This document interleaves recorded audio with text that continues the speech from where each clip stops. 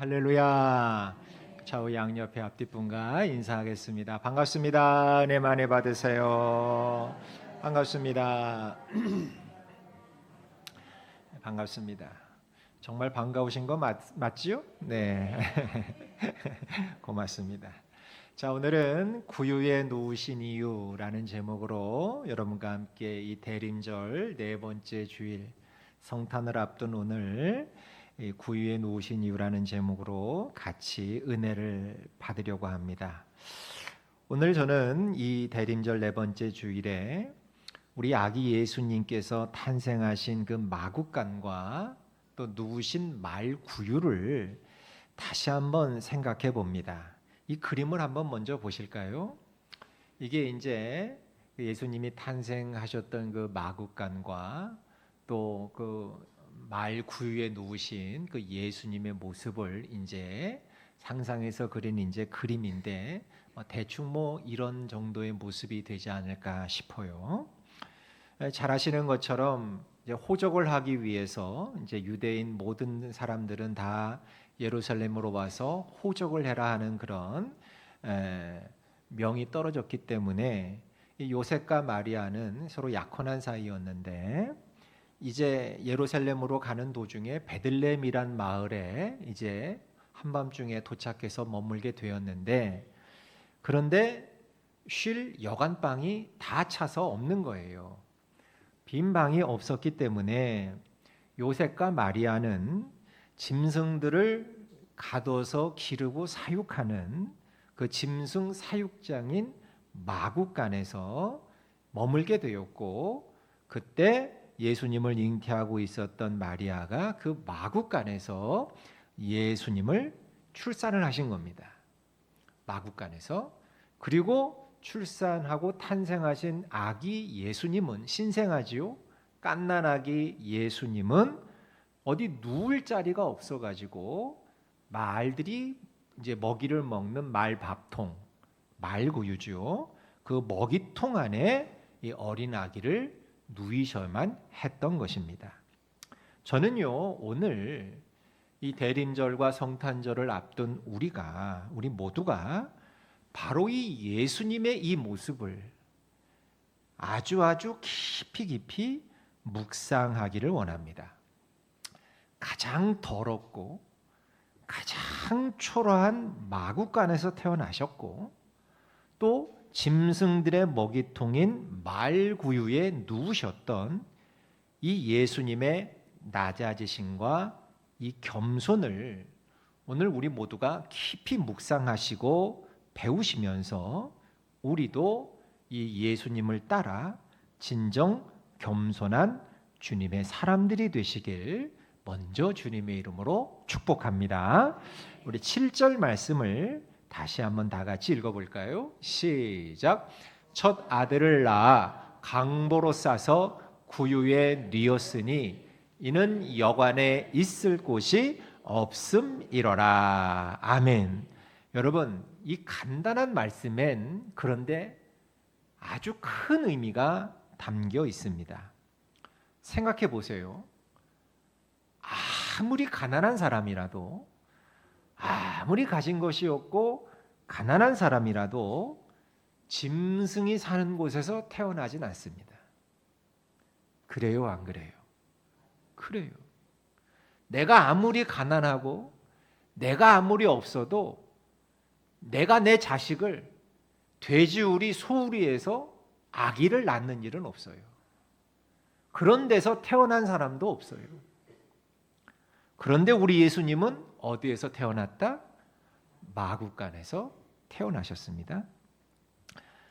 아무리 가난한 사람이라도 아무리 뭐가 없는 사람이라도 자기가 배 알아서 낳은 자기의 친자식을 갓난아기를 짐승 먹이통에 누이진 않습니다. 결코 그런 부모 없습니다. 요즘 시대에 그랬다간 큰일 나게요. 그런 부모 없습니다. 그런데 지금 하나님이 어디에 누워 계시는 거예요? 말구유에 누워 계시는 거예요. 말밥통에. 하나님이신 예수님이 누워 계십니다. 여러분, 바로 이 모습이야말로 진정한 성탄절의 의미가 뭐냐를 우리에게 상징적으로 보여주고 있는 그런 모습인 것입니다. 예수님은 자신들의 힘으로는 도저히 구원받을 수 없는 우리 인간들을 구원해야 하기 때문에 바로 이 가장 낮은 자리로 오셨던 것입니다. 여러분, 높은 자리로 오실 수도 있어요. 왕의 모습으로, 힘 있는 자의 모습으로, 권력 있는 자의 모습으로 높은 자리로 오실 수도 있었지만, 높은 자리로 오시게 되면 낮은 자리에 있는 사람들을 섬길 수가 없게 됩니다. 왜요? 높은 곳에서는 낮은 곳이 보이지 않기 때문에 그래요. 보이지가 않아요. 예수님은 죄인들을 섬기셔야 했기 때문에 죄인보다도 더 낮은 자리에 오셔야 했던 것입니다. 하나님이신 예수님께서 죄인보다 더 낮은 자리에 오셨다라는 것은 그분이 얼마나 겸손한 분인지를 보여주는 너무나도 확실한 증거인 것입니다. 저는 오늘 아기 예수님이 말구유에 누우신 이 사건을 통해서 또 한 군데의 성경 구절을 같이 생각해 보고 싶어요. 마태복음 5장 3절입니다. 시작. 심령이 가난한 자는 복이 있나니 천국이 그들의 것이미요. 아멘. 가난한 자, 즉 겸손한 자입니다. 마음이 가난한 자는 겸손한 자입니다. 저는 여러분의 마음도 가난해지시기를 축원합니다. 겸손해지시기를 축원합니다. 여러분의 마음도 마구간이 되시기를 바랍니다. 여러분의 마음도 말구유가 되시기를 바랍니다. 높아져 있는 분들은 그 마음이 다시 낮아지시기를 원합니다. 왜냐? 우리의 마음이 마구간과 말구유가 되어야, 즉 낮아지고 겸손해야 예수님이 누워 계실 수 있기 때문에 그렇습니다. 겸손해야 합니다. 그런데 교만한 자, 높아진 자는 예수님을 영접하지 못합니다. 내가 한없는 죄인이고 내가 한없이 부족한 사람이라고 느끼는 사람만이, 겸손한 사람만이 예수님을 영접할 수 있고, 그런 사람에게만이 예수님이 그에게 들어가 누우실 수 있기 때문에 그렇습니다. 사랑하는 성도 여러분, 잠언 있잖아요. 구약의 잠언. 잠언이 지혜서라고 합니다. 그러니까 지혜의 말씀이 잠언인데, 잠언 전체가 지혜의 말씀인데, 그 잠언 9장에 보면요, 뭐가 어리석냐, 인간은 뭐가 어리석냐 할 때 이 어리석은 자를 거만한 자, 교만한 자로 풀고 있더라고요. 어리석은 자는 교만한 자다. 우리 잠언 9장 7절을 한번 읽어볼까요? 시작. 거만한 자를 징계하는 자는 도리어 능욕을 받고 악인을 책망하는 자는 도리어 흠이 잡히느니라. 참 이게 재미있는 말씀인데, 이 말씀의 뜻이 뭐냐면 거만한 자, 교만한 자 책망하지 말라는 거예요. 왜냐? 괜히 그랬다가 너만 골치 아파진다는 거예요. 너만 당하기 쉽다는 거예요. 그런 사람 책망해봤자. 거만한 사람은 어차피 네 말 안 들으니까 그런 사람 책망하지 말라는 거예요. 그런데 중요한 게 뭐냐? 이 말씀을 보자면 거만함을 지혜 없는 것으로 성경은 이해하고 있다는 거예요. 교만하고 거만한 것은 지혜가 없는 것이다. 여러분, 그래서 결론은 뭐냐? 거만함은 어리석음이에요. 다 같이 시작. 거만함은 어리석음이다. 어리석음이다. 여러분, 많은 사람들이 열심히 공부를 해요. 저도 학창 시절에 나름대로 열심히 한다곤 했어요. 다들 학생 때 되면 그래도 잘하든 못하든 열심히 공부를 해요. 모든 부모님들이 자식들을 열심히 공부시켜요. 여러분, 자식들 지금 자녀들 기르시는 우리 부모님들은 뭐 다 아실 거예요. 그 공부에 들이는 돈 어마어마합니다. 정말 아이고 저도 저희 새 아이들 그거 학원 안 보내고 그거 안 길렀으면 저 아마 되게 부자 됐을 것 같아. 그 쓴 돈을 한번 이렇게 모아보니까 어마어마하더라고요. 다 어디 갔나 몰라. 어마어마하게 돈을 들이지요. 어마어마하게 시간을 들이지요. 어마어마하게 노력도 합니다. 애들도 노력하고 부모도 노력하고 선생님도 노력하고 다 노력합니다. 엄청납니다. 그런데 여러분, 왜 사람들이 그 엄청난 시간과 돈을 들여서 공부를 하고 또 공부를 잘 하려고 할까요? 여러 가지 이유가 있어요. 다 여러 가지 뜻이 있고 여러 가지 이유가 있어요. 그렇게 공부 열심히 하는 거. 그런데 저는 조심스럽게 이렇게 생각해 봐요. 그 중에 하나가 솔직히 말하면 혹시 거만해지려고 공부하려는 건 아닐까? 솔직히 얘기해서 거만해지려고. 그 거만함을 누릴 수 있는 특권, 뭐 그런 걸 얻기 위해서 지금 열심히 공부하는 건 아닐까? 여러분, 왜 사람들은 그렇게 부자가 되려고 그렇게 아둥바둥 애를 쓸까요? 왜 사람들은 그렇게 권력을 얻기를 원하고 또 인기를 얻고 출세하려고 할까요? 여러분, 공부 잘하고 인기 얻고 권력을 잡으면 무슨 좋은 일이 생길까요?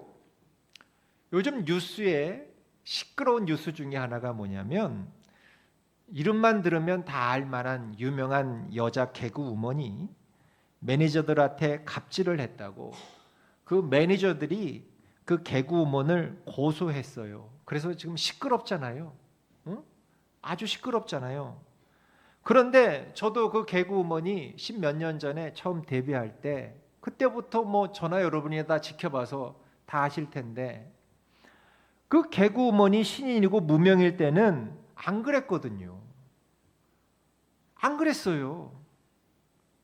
안 그랬는데 이 친구가 점차 인기를 얻고 그래서 돈을 수십억, 수백억을 벌고 또 유명한 셀럽들과 소위 말해 셀럽들과 어울리면서 뭐 무슨 바 같은 걸 집에 만들어 가지고 뭐 그냥 초대해서 뭐 마시고 먹고 어울리고 인맥을 쌓으면서 소위 말해 연예계에 파워가 생기니까 힘이 생기니까 어깨가 올라가더라는 거예요.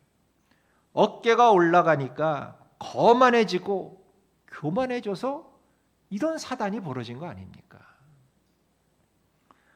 여러분, 왜 거만함이 어리석음일까? 그건 거만한 사람들은 잘 모르기 때문에 그래요. 사람들이 자기 앞에서 굽신굽신거리고 아부하고 그러니까 다 자기를 존중하는 줄 아는데 그런데 실제로는 존중하는 게 아니지요. 존경하는 것도 아니지요. 거만한 사람은요, 다른 사람들로부터 인정을 받거나 존경을 받거나 사랑받지 못해요. 그런데 교만한 사람들은 이 아부받는 것을 자기가 존경받고 사랑받는 것으로 착각해요. 여러분, 그건 사랑이 아니에요. 어느 누구도 거만한 사람을 사랑하지 않아요. 존경하지 않아요. 좋아하지 않아요. 앞에서는 굽신굽신하지만 속으로는 욕해요. 그러니 이게 얼마나 어리석어요. 그리고 더 중요한 게 있어요. 뭐냐? 교만한 사람, 거만한 사람은요, 자기가 잘못해도 누구 한 사람 옆에서 그거 잘못됐어.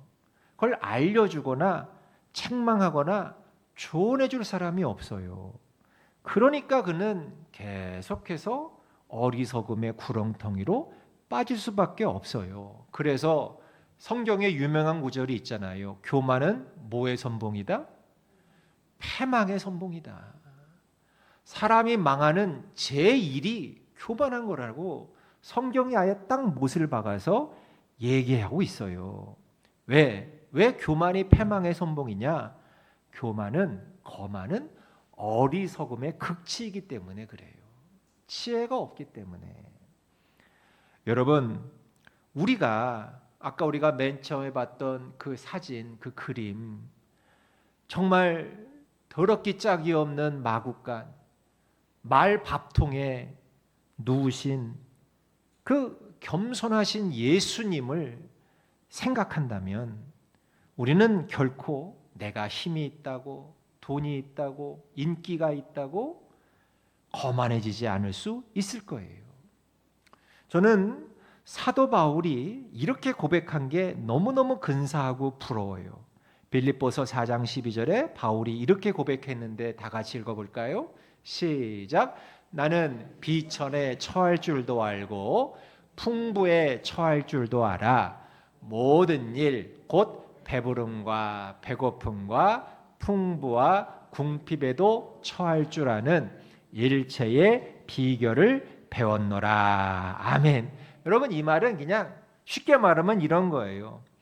나는 부자가 돼도 거만해지지 않을 거야. 이 얘기예요. 나는 돈이 많아져도 나는 거만해지지 않을 거야. 사람 함부로 깔보지 않을 거야. 이게 부에 처할 줄도 안다는 거예요. 여러분, 그런 사람이 되면요, 부한데도 사람들한테 인정받고 존경받아요. 여러분, 이 세상에 부한 사람인데 가난한 사람에게 존경받는 게 얼마나 어려운지 몰라요. 높은 지위에 있는 사람이 정말 그렇지 못한 사람들에게 인정받고 존경받는 게 얼마나 좋은지 몰라요. 얼마나 어려운지 몰라요. 제가 몇 번 말씀드렸지만 제가 예전에 섬겼던 교회가 좀 큰 교회였잖아요. 그런데 거기에 제가 이제 맡았던 교구에 그 신년 초가 되면 새롭게 선출된 이제 교구장님이 이제 그 교구에 속한 각 구역, 거긴 구역이니까 우린 목장이지만 구역장인들 한 30여 명 정도 돼요, 구역장이. 그분들을 다 불러서 밥을 사는 그런 전통이 있어요. 다 같이 모여서 잘 부탁한다, 1년 동안.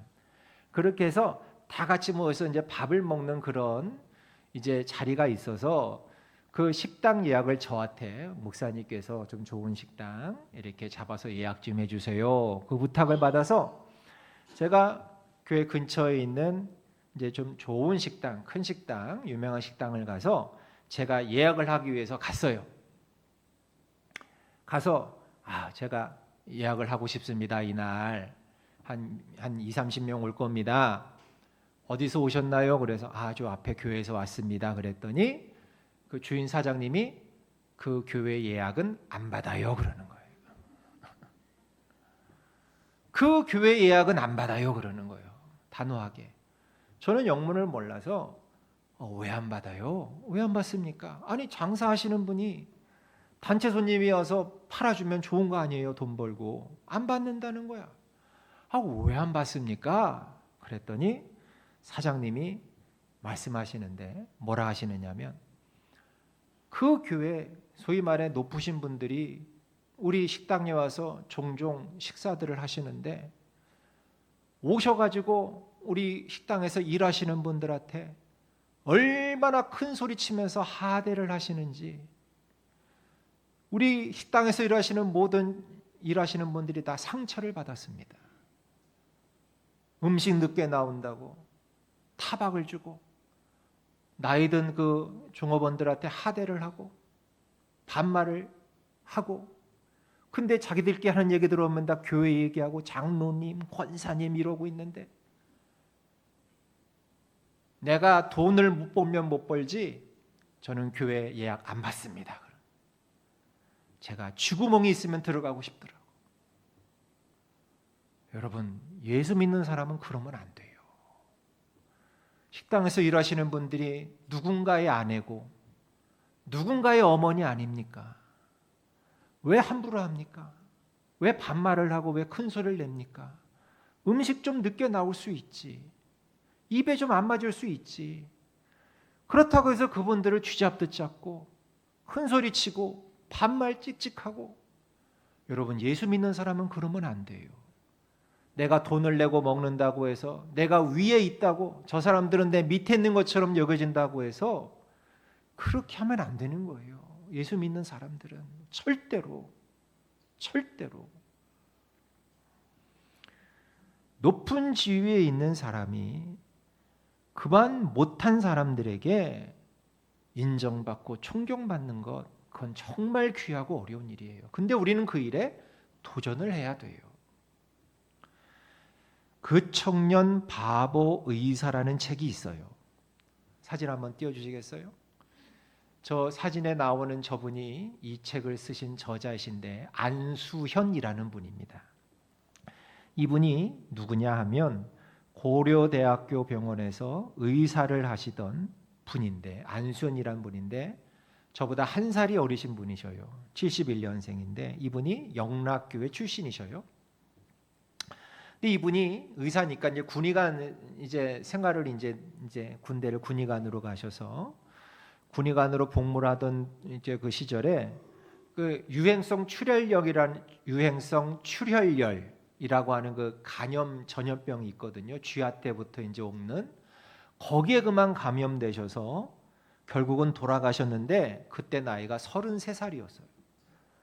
33살에 돌아가셨어요. 그 병에 감염돼서.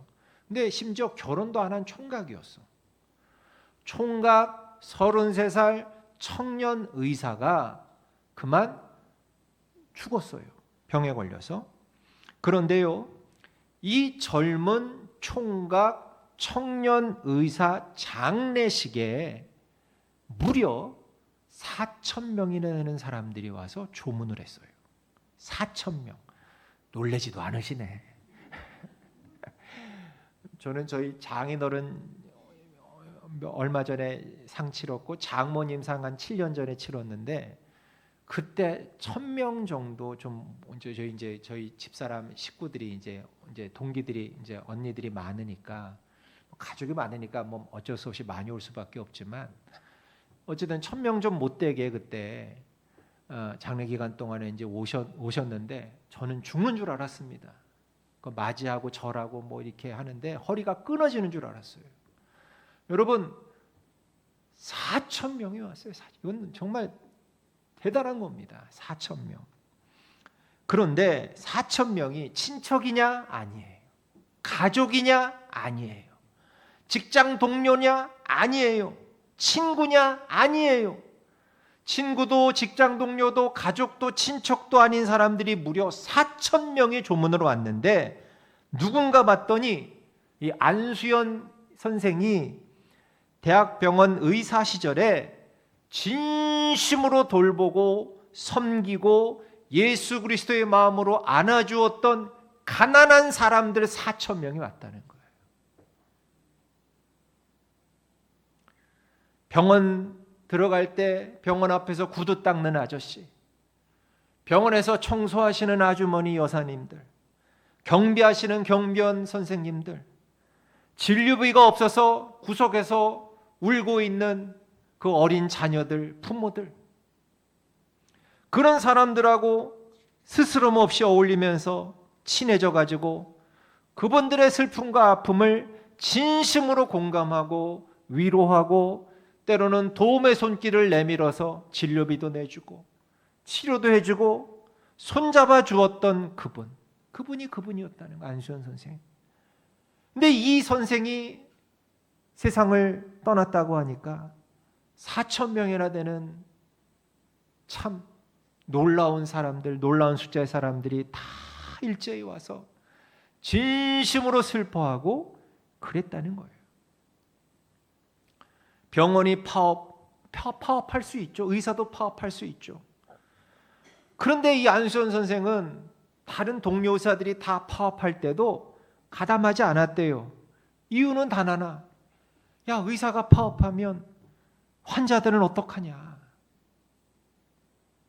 그래서 끝까지 환자 곁에 남아서 동료들한테 오해도 받고 욕도 먹어가면서도 그렇게 환자들을 끝까지 섬겼대요. 여러분, 의사가 이렇게 하는 거, 이렇게 겸손한 거 쉽지 않아요.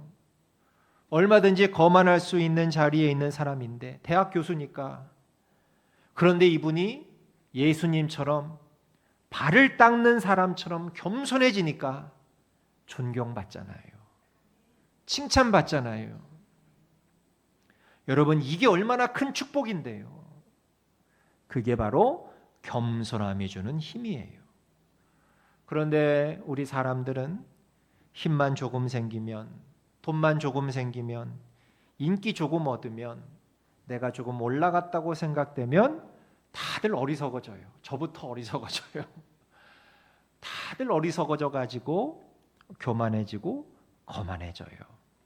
사랑하는 성도 여러분, 하나님을 믿는 믿음의 지혜 가운데 부한데도 처할 줄 알고 비천한데도 처할 줄 아는 지혜로운 사람들, 겸손한 사람들 다 되셨으면 좋겠어요. 그래서 다른 사람을 좀 귀하게 여기세요. 다른 사람을 다 귀히 여기고, 특히 남편 되시는 분들 아내 존경하세요. 여러분, 아내분들한테 반말하지 마세요.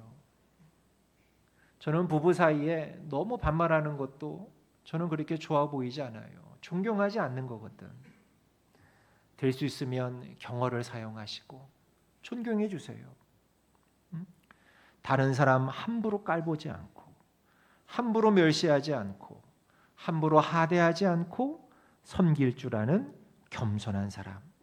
그래서 다른 모든 사람에게 칭찬받고 존경받고 사랑받을 수 있는 그런 사람 되시길 축원합니다.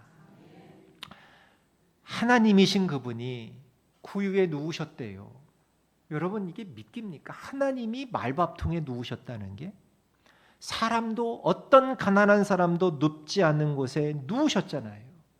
그렇게 하심으로써 우리에게 주시는 메시지는, 이 세상 가운데 자신이 누울 곳이 없는 버림받은 영혼들, 방황하는 분들, 마음이 쓸쓸하고 고독한 사람들, 이 땅에서 소외됐고 버림받은 가난한 모든 사람들의 마음과 고통까지 나는 다 안다는 거예요.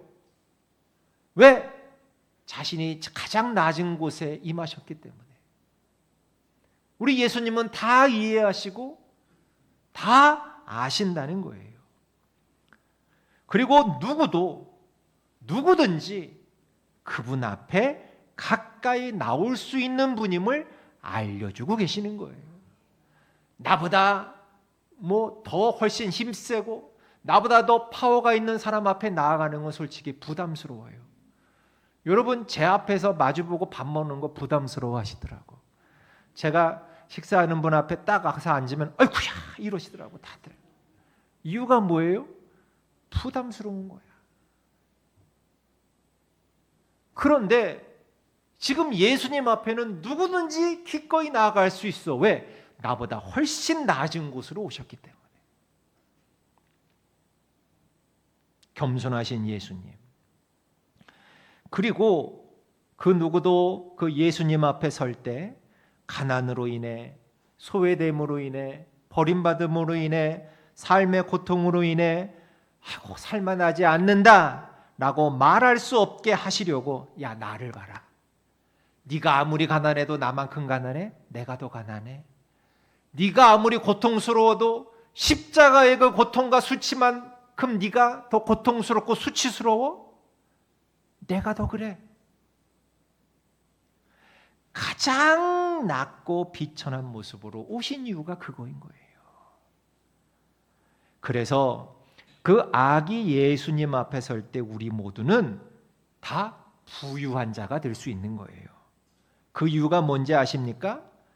예수님은 일평생 자기 것이라고는 하나도 가지신 게 없으신 분이시기 때문에 그래요. 근데 우리는 솔직히 말해서 좀 있잖아요. 차 있잖아요, 여러분. 차 있죠? 외제차는 아니지만 차 있고, 누워 살 집도 있잖아요. 잘 집도 있고, 통장에 적지만 돈도 좀 있잖아요. 솔직히 말하면 있어요, 없어요? 신발은 몇 켤레세요? 옷은 몇 벌이세요? 화장품은 또 얼마나 많아요? 부자야, 예수님에 비하면.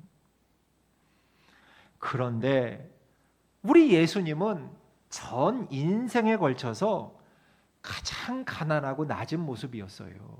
보세요. 마구간에서 태어나셨어요. 산부인과가 아니야. 마구간에서 태어나셨죠. 설교도 남의 배에서 설교하셨죠. 남의 다락방 빌려서 만찬하셨죠. 남의 무덤에 묻히셨어요. 돌아가시고 나서도 아리마대 사람 요셉이 장만한 무덤에 묻히셨어요. 자기 손으로 장만하신 게 하나도 없었어. 소유하신 게 하나도 없었어. 그리고 남의 죄를 대신해서 죽으셨어요. 그야말로 100% 순수한 헌신과 섬김의 낮아짐이었던 거예요. 그래서 그런 그분 앞에 서면 우리는 다 부유한 자가 되는 거예요. 이 땅의 가장 가난한 자도 내가 아무리 가난해도 그 가난을 부끄러워하지 않을 수 있는 것은 왕이신 하나님, 왕이신 예수님 그분이 나보다 더 가장 가난한 자리에 계심으로 인해서 우리는 그분 앞에 설 수 있는 거예요. 여러분, 고린도후서 8장 9절 말씀을 다 같이 읽어보겠습니다. 시작. 우리 주 예수 그리스도의 은혜를 너희가 알거니와 부요하신 이로써 너희를 위하여 가난하게 되심은 그의 가난함으로 말미암아 너희를 부요하게 하려 하심이라. 아멘. 그런 거예요. 사랑하는 성도 여러분, 성탄절을 앞두고 대림절 기간을 지나고 있는 우리의 마음이 아기 예수님이 찾아오시고 누우실 수 있도록 마구간처럼 말구유처럼 더 낮아지시고 겸손해지시기를 축원합니다. 그게 바로 이 성탄을 맞이하는 하나님의 백성들의 삶의 올바른 모습이라고 믿습니다. 스펄전 목사님한테 어떤 성도가 목사님, 어떻게 하면 제가 신앙생활을 성공적으로 잘할 수 있을까요? 하나님 앞에서 제가 어떻게 해야 더 하나님의 마음을 기쁘시게 해드릴 수 있을까요? 물어봤더니 스펄전 목사님이 유명한 대답을 하셨죠? 3가지 방법이 있어. 첫 번째, 겸손하라. 두 번째, 겸손하라. 세 번째, 겸손하라. 겸손하라. 거만한 자 되지 마시고 구유에 누우신 아기 예수님처럼 겸손하고 근사한 하나님의 사람들 다 되셔서 이번 성탄절이 그 누구보다 의미 있는 하나님의 기뻐하시는 그런 복된 성탄절 되시길 주의 이름으로 간절히 축복합니다.